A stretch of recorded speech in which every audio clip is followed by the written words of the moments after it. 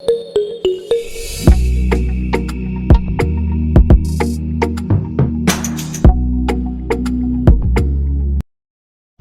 bought an article at Rs 200 and marked it at Rs 300. He offered a discount and then sold it. His profit slash loss percentage and discount percentage are in the ratio 3:2. Find his profit loss percentage. Ashwin की cost price कितनी है? ये 200 है. सो CP ये है यहाँ पे 200. इस पे इसने मार्कअप कर दिया है 100 रुपीज ज्यादा, यानी मार्क प्राइस कितना आ गया है? वो आ गया है 300. तो कितने का इंक्रीज है? इसने 100 इंक्रीज कर दिया है 200 पे. दैट इंप्लाई ये 50% का इंक्रीज है. ये क्लियर है? एक इंपॉर्टेंट ऑब्जर्वेशन है यहाँ पे, और उसमें दो इंफॉर्मेशन छुपा हुआ है. कह रहा है कि हिज प्रॉफिट और लॉस परसेंट और डिस्काउंट परसेंटेज का रेशियो 3:2 में है. इसका क्या मतलब है? इसको ऐसे आप समझो कि प्रॉफिट और डिस्काउंट परसेंट का रेशियो कितना है? 3:2 है, और लॉस और डिस्काउंट परसेंटेज का रेशियो 3:2 है. इट मीन्स डिस्काउंट अगर 2 यूनिट है तो प्रॉफिट 3 यूनिट होना चाहिए, और डिस्काउंट अगर 2 यूनिट है तो लॉस 3 यूनिट होना चाहिए. अब देखो, ये क्वेश्चन को जितना डिफिकल्ट बनाता है वो क्वेश्चन को उतना ही इंटरेस्टिंग भी बनाता है. लॉस परसेंटेज इस केस में डिस्काउंट से ज्यादा है, और ये कभी हो ही नहीं सकता, ये संभव ही नहीं है. वो कैसे? आपने इस प्राइस को 200 से इंक्रीज करके 300 कर दिया है. तो ये रहा एमपी और ये रहा सीपी. इसको लॉस कब होगा? जब आप कॉस्ट प्राइस से कम कर दो डिस्काउंट देने के बाद. इट मीन्स 300 से कम मिनिमम आपको 100 रुपीज का डिस्काउंट देना पड़ेगा, तब जाकर क्या होगा? नो प्रॉफिट नो लॉस होगा. अगर आप 100 रुपीज से ज्यादा का डिस्काउंट दोगे तब जाकर क्या होना शुरू होगा? लॉस. उस केस में डिस्काउंट कितना होगा? 300 पे अगर आप 100 का डिस्काउंट दे रहे हो तो ये आएगा 33.33%, और अगर आप 33.33% का डिस्काउंट दे रहे हो तो उस केस में लॉस क्या है? 0. ये क्लियर है?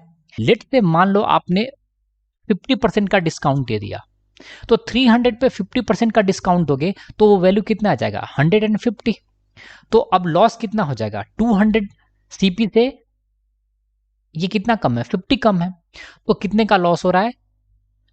50 रुपीज का. कितने पे? 200 पे. तो लॉस कितना है? 25%. तो कभी भी लॉस परसेंटेज वो डिस्काउंट परसेंटेज से ज्यादा हो ही नहीं सकता. हाँ या ना? लेकिन यहां पे ये रेशियो कह रहा है कि ये 3:2 में है, तो ये तो संभव हो गया ही नहीं.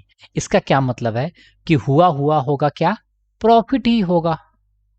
तो आपका आधा काम तो यहां से हो गया. मींस ये ऑप्शन सी और ऑप्शन डी तो हो ही नहीं सकता. अब हमारे पास दो ऑप्शन बचा, ये ए और दूसरा बी. अगर हम नॉर्मल आदमी की तरह सोचे तो कैसा सोचेंगे? हम हमेशा ये वाला जो 29 है ना प्राइम नंबर के केस में, इसको हम बाद में ही ट्राई करेंगे. तो हम सबसे पहले ऑप्शन नंबर बी से ट्राई कर लेते हैं. तो अब हम एज्यूम कर रहे हैं कि हमें क्या हो रहा है? प्रॉफिट हो रहा है. और कितने का प्रॉफिट हो रहा है? 25% का. तो यहां पे 25% डिवाइडेड बाय डिस्काउंट, ये इज इक्वल टू मिल गया हमको 3/2. तो यहां से हमको डिस्काउंट कितना मिल जाएगा बच्चों? 25 इंटू 2 तो 50, और डिवाइडेड बाय 3, और ये किसके इक्वल है? परसेंटेज के. नाउ अब हमने जो अजम्पशन लिया था क्या वो वैलिड है क्या? उसको हम वेरीफाई कर लेते हैं. तो 300 पे अगर आप 50/3% का डिस्काउंट दोगे तो फाइनल सेलिंग प्राइस कितना आएगा? इसमें 300 इंटू 50/3, और परसेंटेज का क्या मतलब होता है? 1/100.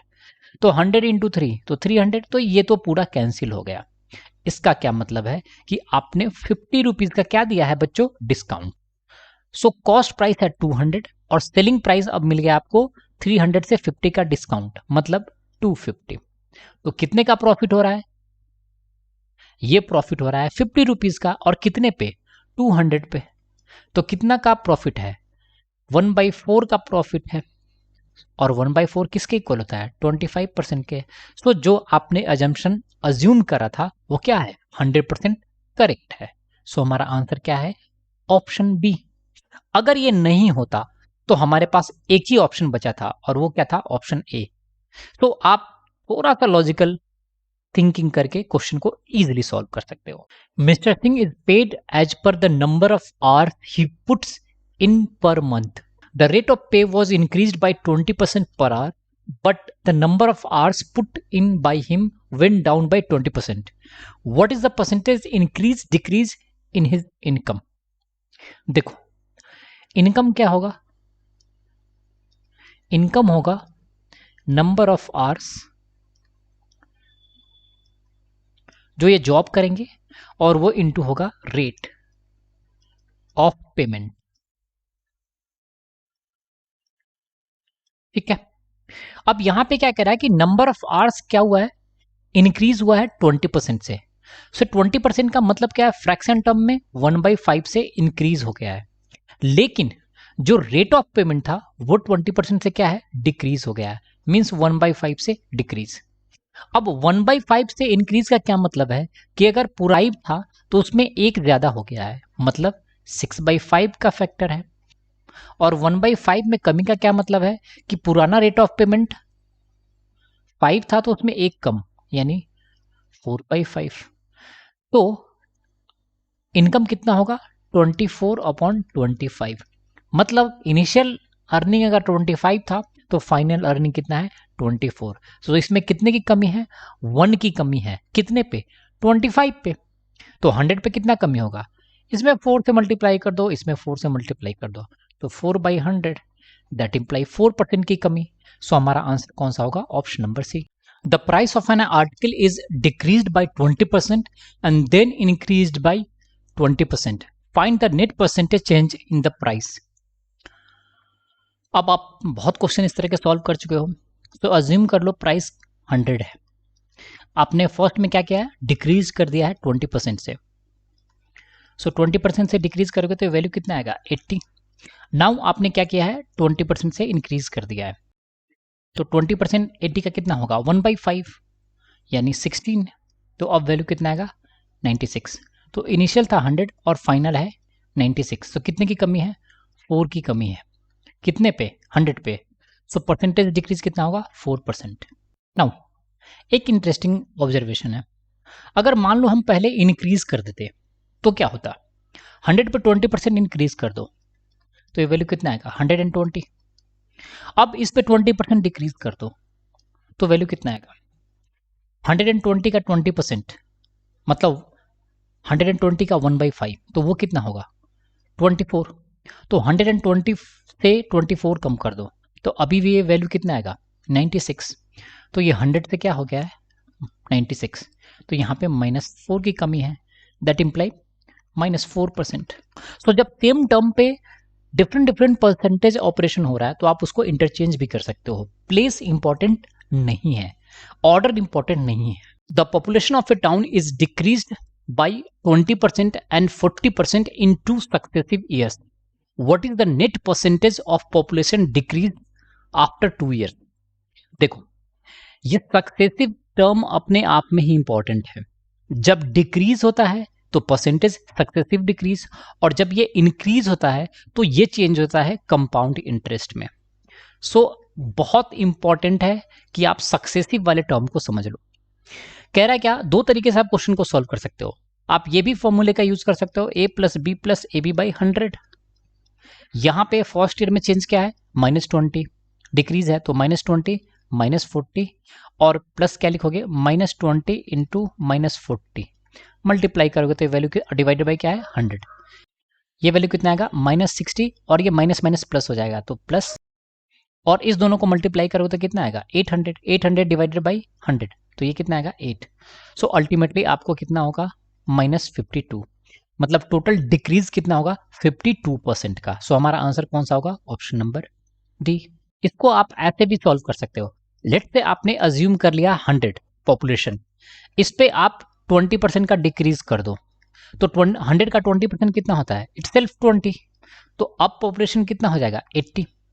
अब 80 पे 40% डिक्रीज कर दो, माइनस कर दो, तो 80 का 40% कितना होगा 32। सिंपली कैसे लिखोगे 80 into 40 divided by 100, that imply ये वैल्यू 32 के आएगा। तो यहां से अगर आप 32% की कमी करोगे तो ये वैल्यू किसके इक्वल आएगा 48 के। सी सोनो। तो इनिशियल वैल्यू कितना था 100, फाइनल वैल्यू कितना है 48। तो इसमें कितने की कमी आ रही है 52 की कमी आ रही है। तो परसेंटेज बेसिस पे कितने का कमी है 52% के।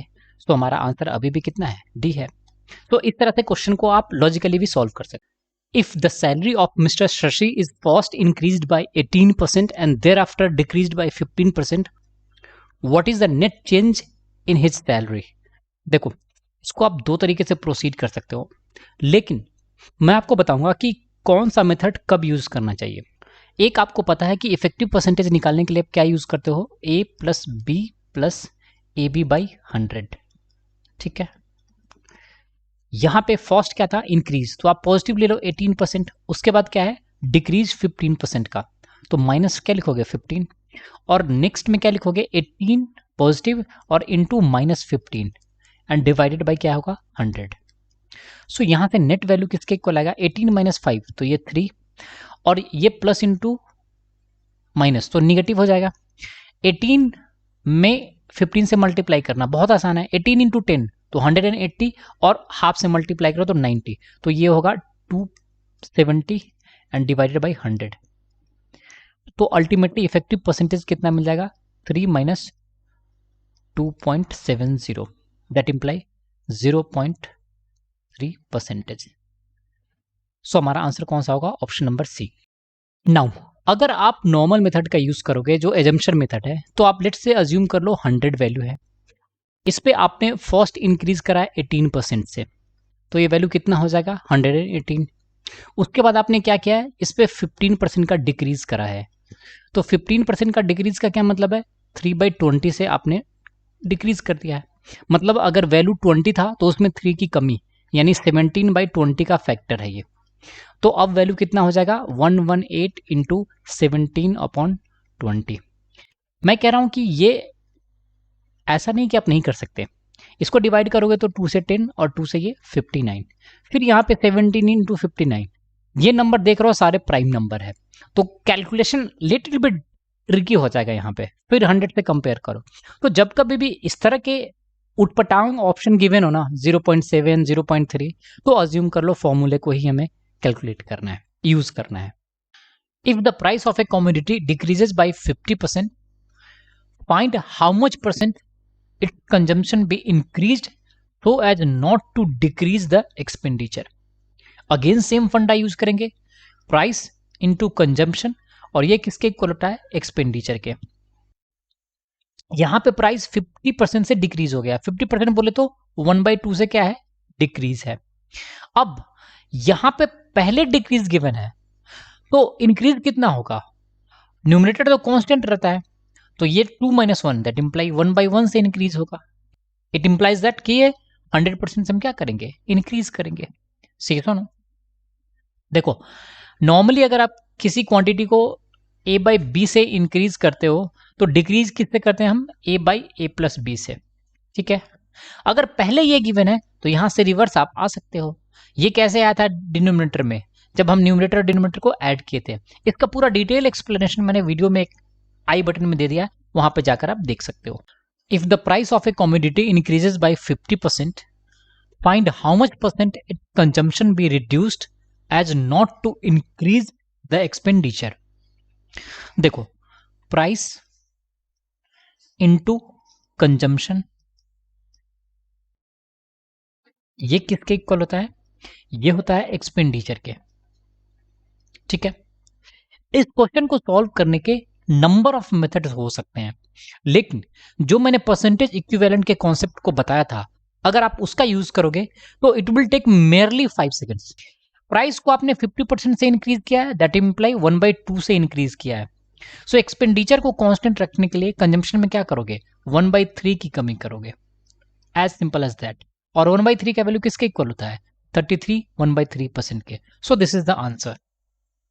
ये कैसे हुआ, कैसे इसको हम इस टेक्निक को डेवलप करते हैं, उसका लिंक मैंने आई बटन में दे दिया, वहां पर जाकर आप देख सकते हो।